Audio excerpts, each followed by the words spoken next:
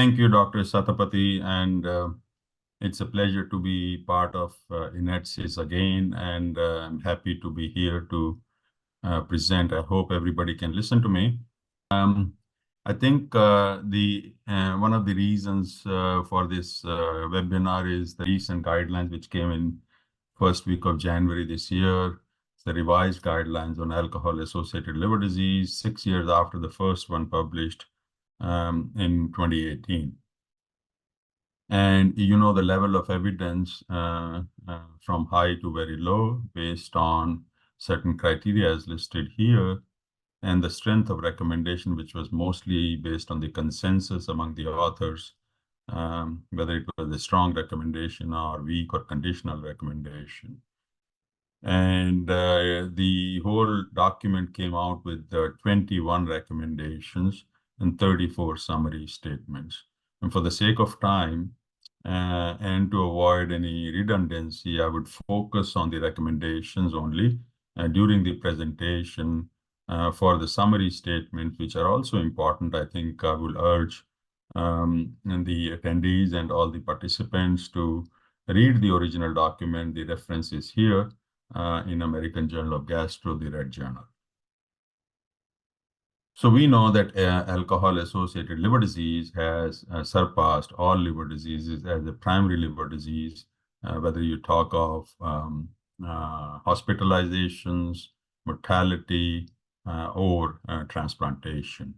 And in this slide, we show that currently, and this was, I think, the latest data 5 years ago, and these numbers have gone up, about 3,000 to 3,500 transplants from alcohol, accounting almost 45% of all liver transplants in the US.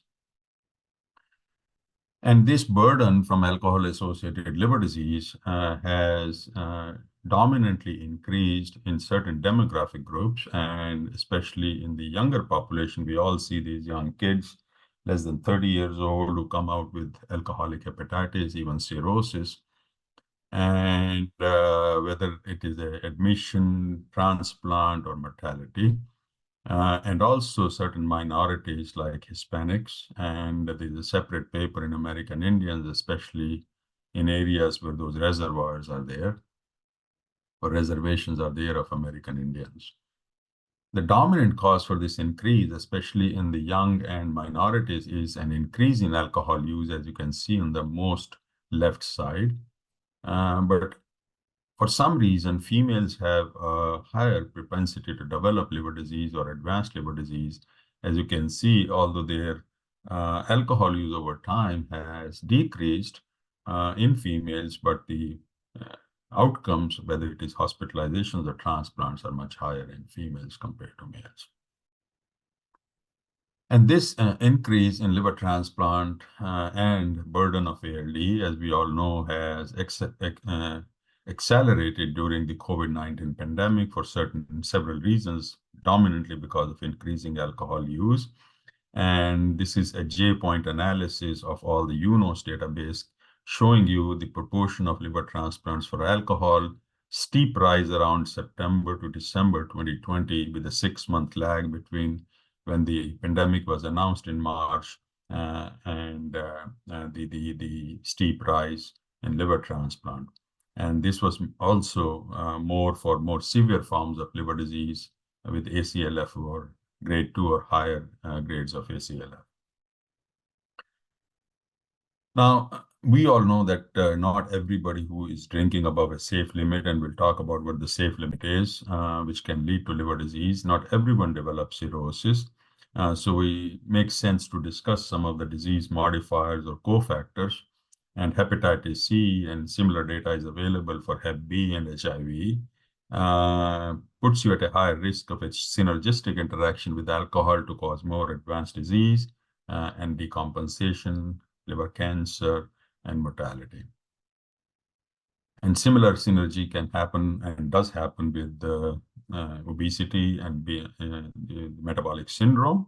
The independent effect of the BMI may be 1.3. The independent effect of alcohol in this study was about 3.7. But to look at the synergy between the two, it's not additive. It is 10 times higher if there is both the risk factors and alcohol as well as the metabolic syndrome.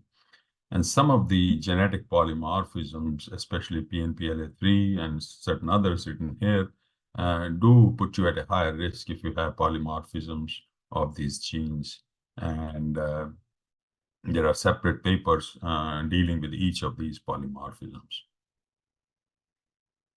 Now, this is interesting that people who get weight loss surgery for obesity or weight control puts them at a higher risk of alcohol use disorder, especially the gastric bypass surgery, as you can see on the right-hand side. And this is data from veterans analyzed by UPenn group. And you can see that over time, 5 years after the gastric bypass surgery, the higher audit scores can be seen in these individuals, putting them at a higher risk of developing alcohol use disorder. Similar kind of numbers don't happen with sleeve gastrectomy or when they are referred for weight loss programs called MOVE, as you see on the left-hand side. So something happens after the gastric bypass surgery, and I will not go into the details, but physiological changes happen which make you at a high risk of not only alcohol use, but all addiction, drug addictions. And we also analyzed the NIH database showing that not only they are at a high risk of alcohol use disorder, but once they develop liver disease, there is a high risk of advanced liver disease in this population compared to those who have not had weight loss surgery. That includes cirrhosis as well as alcoholic hepatitis. And now we know the new kid on the block with the new terminology of steatotic liver disease 2 years ago, and it is catching up, and the new terminology of MASLD or MASH, replacing NAFLD and NASH, the original terms. And a new term has been defined, which is METALD, which is, as we talked about earlier, have both the risk factors of metabolic syndrome or alcohol use. And the METALD has been classified based on the amount of alcohol use. In females, the lower cutoff is 20 and the higher cutoff is 50. And in the males, this cutoff is about 30 and 60 grams of alcohol use per day. And below that cutoff, it is a predominant MASLD. Above that cutoff is a predominant ALD, and in between amount of alcohol use is the METALD group of population. For example, if somebody has steatosis or elevated liver enzymes due to steatotic liver disease, but is drinking less than 20 grams per day and is a female, it's a pure MASLD. But in another female is drinking more than 50 grams per day, it's a pure ALD. But in between, you can classify that patient as a METALD. Now, that brings us to the first 6 recommendations of these guidelines. And although I didn't talk about tobacco data, but we came up with a recommendation saying there is a high risk of cirrhosis if they are drinkers as well as smokers. And in obesity, people with obesity or metabolic syndrome morbidity, you should avoid consumption of alcohol. That is what we didn't give a safe level there, but we said avoid consumption of alcohol. And that comes actually with killing 2 birds with a stone, that if somebody stops drinking alcohol, you actually control the weight too, because now you're not using those empty calories. And then obviously we talked about some of the cofactors like gastric bypass surgery, hepatitis C virus infection, and hepatitis B virus infection. And this risk group should be also counseled and screened for alcohol use, because that puts them at a higher risk because they have higher risk of developing these problems and also liver-related negative outcomes. So moving on, and now brings us to the chapter and discussion on how you diagnose and manage alcohol use disorder, which is so very important now. The alcohol use disorder, by definition, as you see on the right, does not take into account the quantification of alcohol use. It's mostly how the alcohol use is impacting your social life, interpersonal, and professional life, and also some of the criteria based on tolerance and withdrawal. And these are 11 criteria, and higher the number of criteria, higher the severity of alcohol use disorder. You have to meet at least 2 or more of these criteria to make that diagnosis. But on the left-hand side, if you see, this is the at-risk alcohol use, and it depends on the quantification of alcohol. And I think it's important to understand the difference here because the social aspect of alcohol use disorder, which is DSM-5 on the right-hand side, is very different from liver health-related alcohol use, which is more in terms of quantification. So somebody could be very functional in society, but could be drinking at a higher limit, putting him at a risk of developing alcohol-associated liver disease. And that was one of the bases of removing that stigma from the alcoholic word from the terminology of ALD, and then replacing it with alcohol-associated liver disease, because that's a stigmatizing language, and there is a scientific rationale to remove that language, because even a social drinker, I won't say social drinker, a drinker in heavy amount but functioning normally in a society is at a risk of developing liver disease. So how you screen for alcohol use, this is the audit score, and there are 10 questions, each score self-reported by the patient from 0 to 4.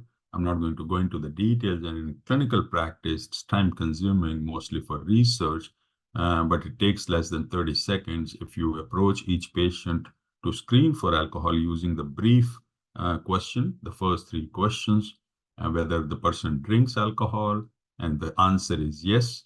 Then how many drinks on a typical day, and how many times he will drink 5 or more times in a particular week or a month, and that will quantify. And anybody who scores more than 3 in a female or 4 in a male qualifies for a diagnosis of alcohol use disorder, and higher the numbers, higher the severity. So what about medications for alcohol use disorder? And we are currently in the process of doing the systematic review, meta-analysis, and these are the forest plots. And I show on the left-hand side the 5 randomized control trials using medication for alcohol use disorder. And these are different medications. One trial actually is fecal matter transplantation from VCU. So actually by medications, only 4 trials. And you see the impact on abstinence is 2-fold higher using medications compared to no medications. And on the right-hand side, I also included some of the trials which are more observational data, along with these randomized control trials.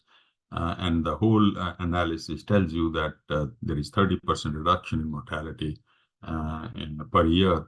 And this is all based on an annual incidence of either abstinence or mortality on the right-hand side. So clearly, the medications work, and medications help in these patients with liver disease.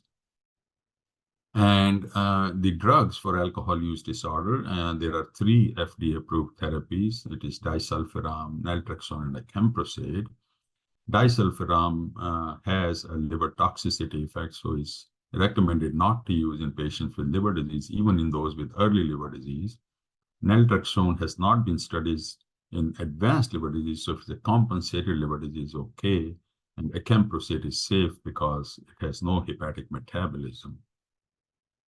The non-FDA approved drugs actually have been studied better in ALD patients, especially baclofen, and there are other drugs which have been found to be relatively safer, topiramate, gabapentin, and Chantix, which we use commonly for smokers. So that brings us to our next set of recommendations, recommendations 7 to 10, that at any encounter, we should screen these patients for alcohol use disorder. And somebody who has alcohol use, you should be actually educated to prevent and not drink in an unsafe amount. And a brief intervention should be done, and that's what brief intervention is, that you tell them what is safe and what is unsafe and what are the harms of alcohol use. It doesn't take more than 10 to 15 seconds and to provide that education and intervention to patients, which has been scientifically shown to improve outcomes. Baclofen can be used in these patients who have advanced disease, and in compensated disease, naltrexone could be used. In compensated disease, you can also use gabapentin or topiramate, and disulfiram should be avoided. Although we didn't talk about alcohol withdrawal here, but if somebody has an alcohol withdrawal while the patient is hospitalized, and you're also worried about encephalopathy, especially if they have LCAP or decompensated cirrhosis, you should be cautious in using benzos, and we typically prefer these patients to have Ativan rather than, or lorazepam rather than Librium or diazepam, because they are longer acting, and lorazepam is a shorter acting. So that's your drug of choice if you are treating withdrawals at the same time and not precipitating encephalopathy in these patients. So moving on to the disease spectrum of alcohol-associated liver disease, and this section doesn't have any recommendations, so I will avoid because there are only summary statements. So if there are somebody is interested in reading the summary statements came out of this section, again refer to the original document in the Red Journal. So we took the opportunity to divide the liver disease into two groups. The early liver disease we defined as those people who have steatosis and alcoholic hepatitis, which is only histological or very mild, and the bilirubin is not high. And the fibrosis is up to stage 2, that's an early disease. And when the fibrosis goes to stage 3 or 4, it is advanced disease, or somebody has alcoholic hepatitis that is with jaundice, and their bilirubin is higher than 3 mg%. And I'll talk about the clinical diagnosis of alcoholic hepatitis later in the talk. And then we talked about some of the cofactors, because we know that not everybody, only 10 to 20% develop cirrhosis from harmful alcohol use, and clearly other cofactors, whether it is host-dependent factors or environmental factors, put you at a higher risk of developing liver disease combined with alcohol. Unfortunately, alcohol-associated liver disease for some reason presents at an advanced stage. And in this example, we had the opportunity to compare it to non-alcoholic fatty liver disease, retrospective analysis of a good number of patients here, about 400 patients. You can see whether it is cirrhosis over time, or cancer over time, or decompensation with ascites over time, much higher in ALD, and that translates into a worse survival over time, shown on the extreme right, compared to non-alcohol associated fatty liver disease, now called MASLD. And similar data have been shown comparison to Hep C and other etiologies, that alcohol presents at an advanced stage for some reason, likely because it is a very rapidly progressive disease compared to other liver diseases, which are slowly progressive. So how do you assess the stage of the disease? Because if it is rapidly progressive, you need to recognize it early so you can intervene and prevent an advanced development. So if somebody comes with an non-cirrhotic, or at least clinically non-cirrhotic presentation of disease, and if you think it is alcohol related after you have gone through the drill of other causes and history taking, then you do the serum biomarkers. The FIB4 is the most likely available, doesn't require any test. And then if you want better specific tests, these are ELF or fibro tests you can do. Cutoffs are listed here, and using those cutoffs, you can decide it's a low risk of fibrosis. That patient can be followed less frequently. But if you think it is a high risk of fibrosis based on those cutoffs, and you will note here the cutoff for FIB4 is 3.25 and not 1.3 as you do for MASLD or Hep C. And then high risk based on those cutoffs undergoes a transient elastography or fibroscan, and the cutoff there is about 12 to 15. Low risk, once a year follow-up. And if it is high risk, you can manage these patients as cirrhosis or advanced fibrosis, or you could do an MRE or liver biopsy for a more specific diagnosis of cirrhosis.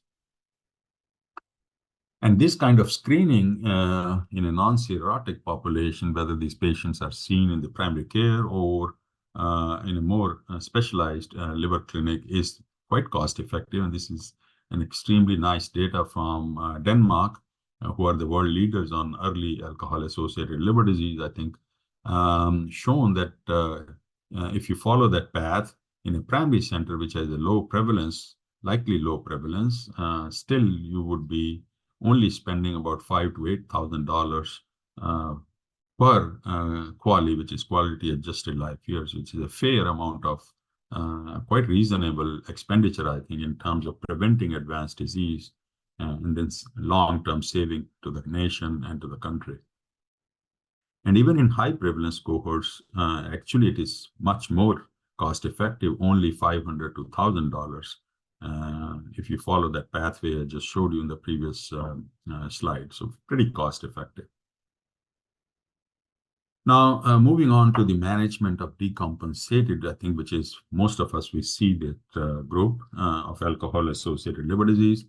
So the diagnosis of alcoholic hepatitis, which I think we'll spend the most time on, not talk about much on alcohol cirrhosis here in this talk. And we all know the NIAAA criteria, which are the clinical criteria for diagnosis of alcoholic hepatitis. And if you meet all those criteria, which are spelled out here, then you don't need a biopsy to make the diagnosis. It's a probable alcoholic hepatitis, and you can treat them with steroids if you want to, or you can enroll them in clinical trials.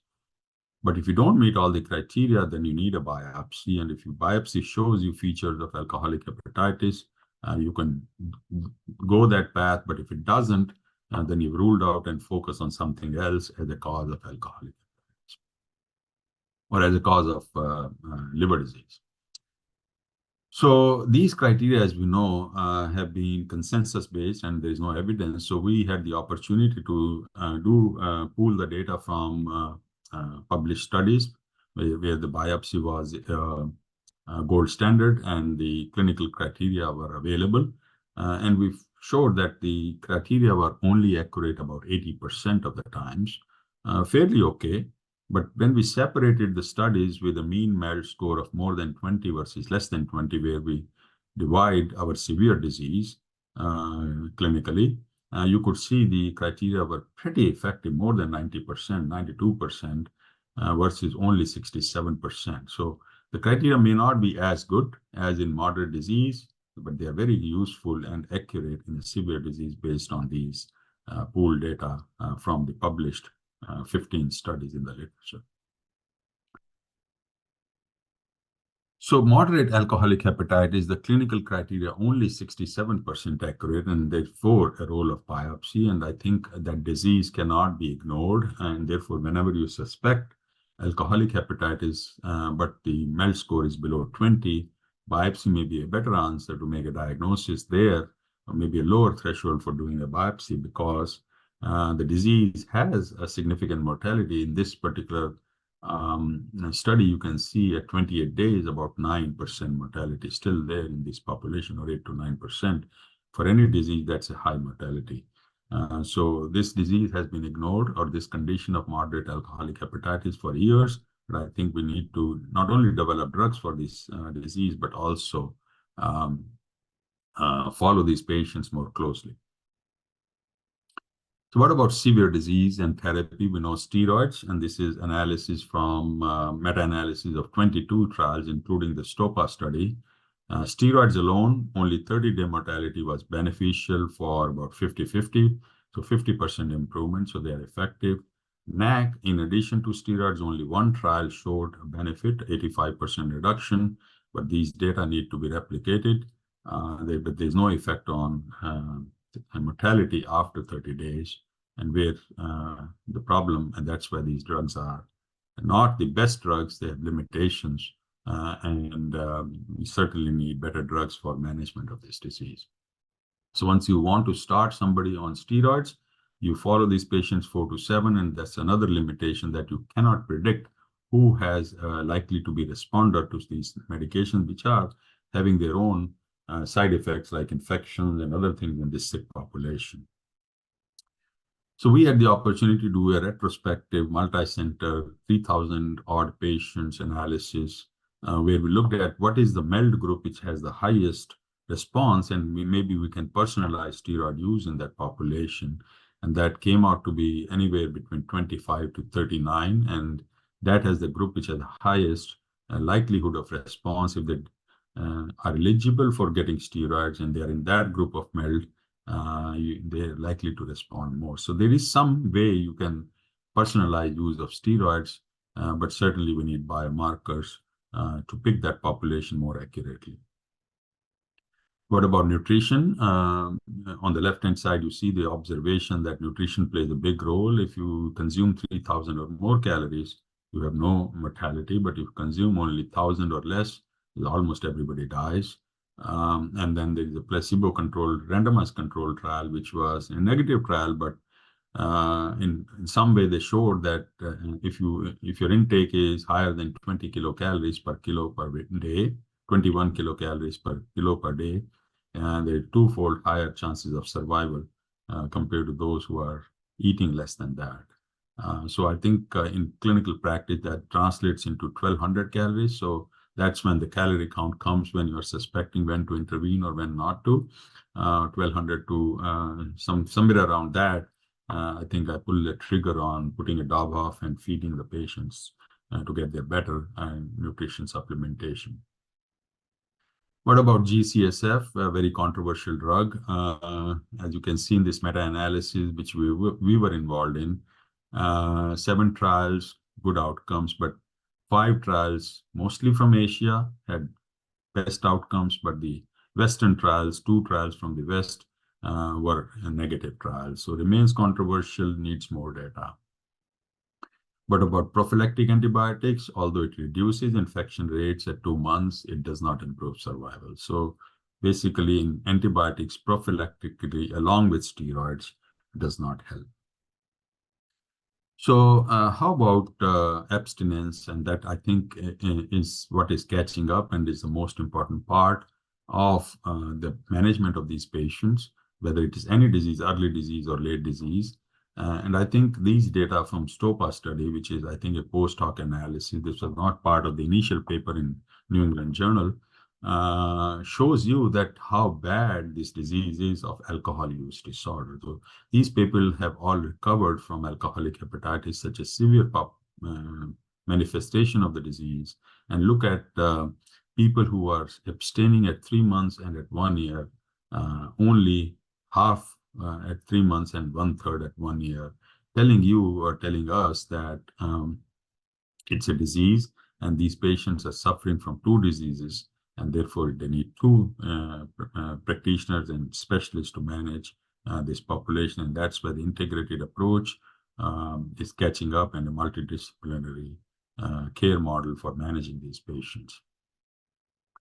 And similar data was shown by Alex Louisville from Phil that after recovery from alcoholic hepatitis in the long run, even if you're drinking less than or in the safe zone, but less than 30 grams per day, you're still likely to die 2-fold higher compared to a complete abstainer. So for now, complete abstinence after recovery from alcoholic hepatitis is the rule, unless the data come, there is a safe limit, which does not matter after they have had significant liver disease.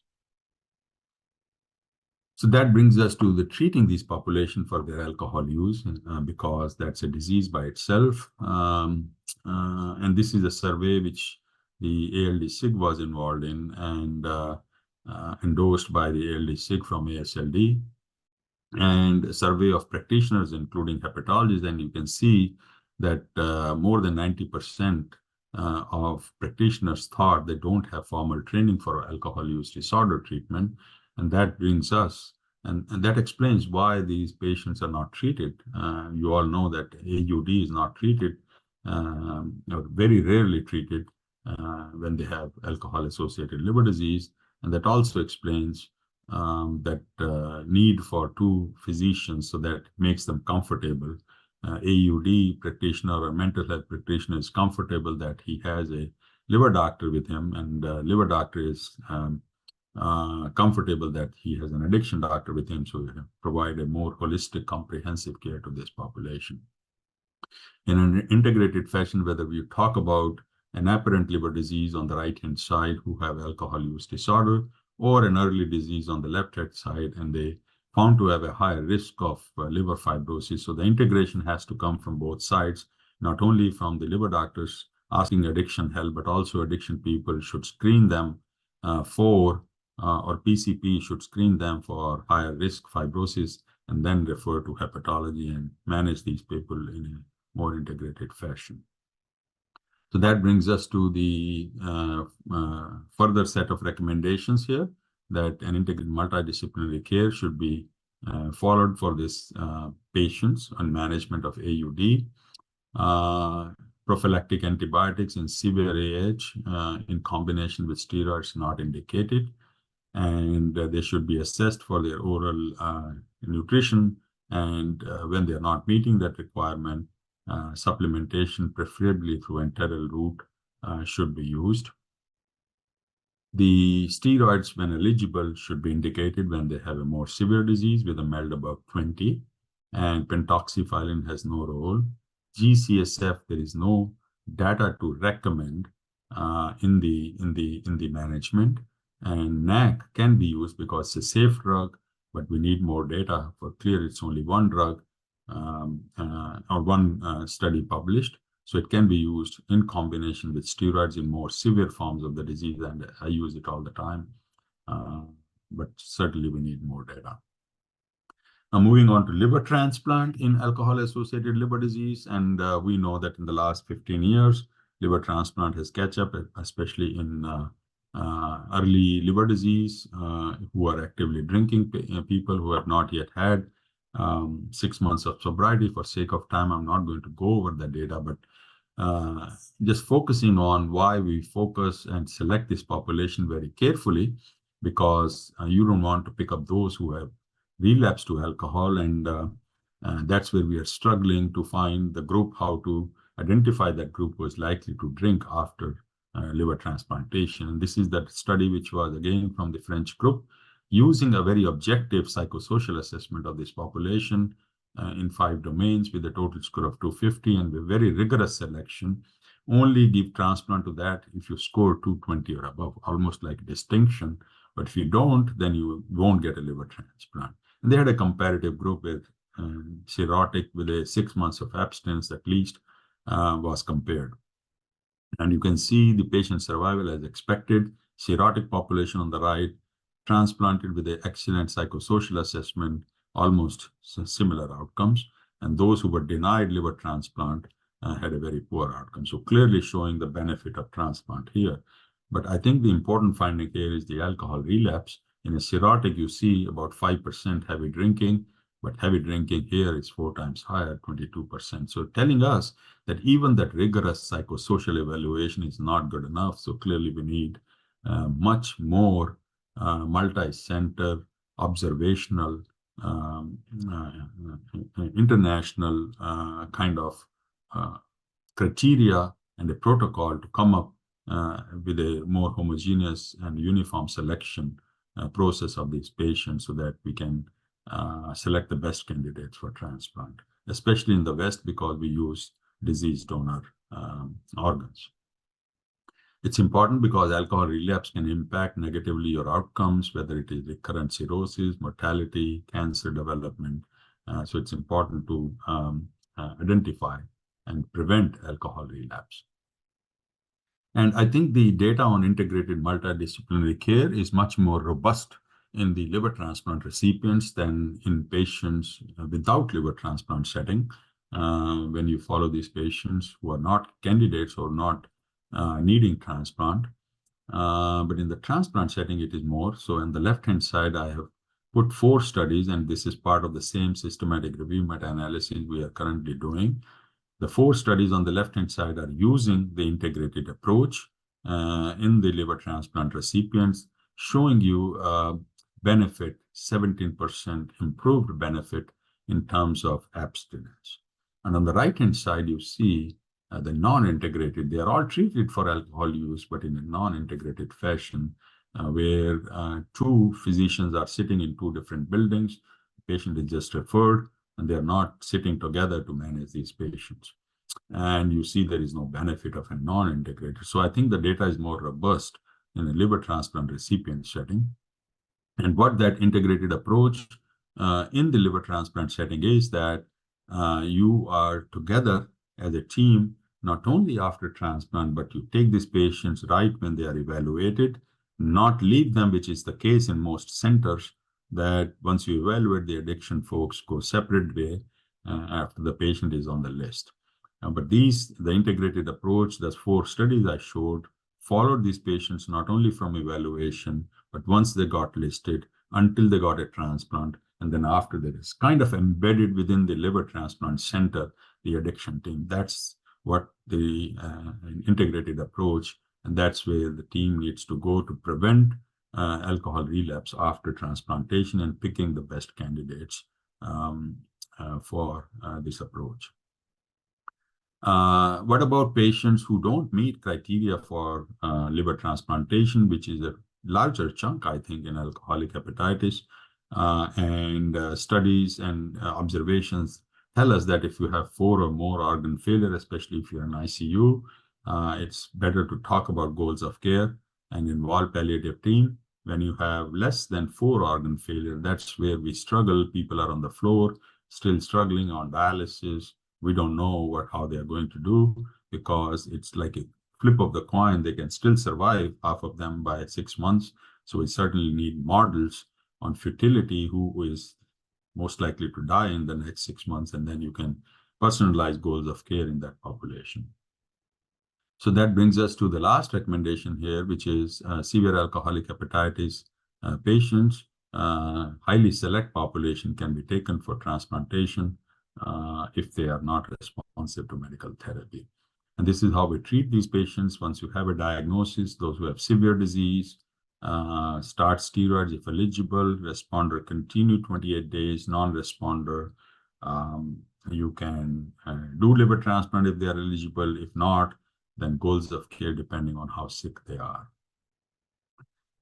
So lastly, one slide on prevention of alcohol-associated liver disease. And I think we were part of this South American study where they looked at the data, national data on different countries in South America, association of cirrhosis, alcohol use disorder, and mortality based on the number of policies implemented in a particular country. And you see those inverse relationship. Higher the number of policies implemented, lower the burden, whether it is cirrhosis burden, AUD burden, or mortality burden from alcohol, clearly telling us that there is a role of federal policymakers and politicians and thought leaders in developing these policies to reduce alcohol use, which are all written in the box there, so that you can reduce the burden in the country. So I'll stop there, and thank you everybody for your patient listening. Happy to take questions now.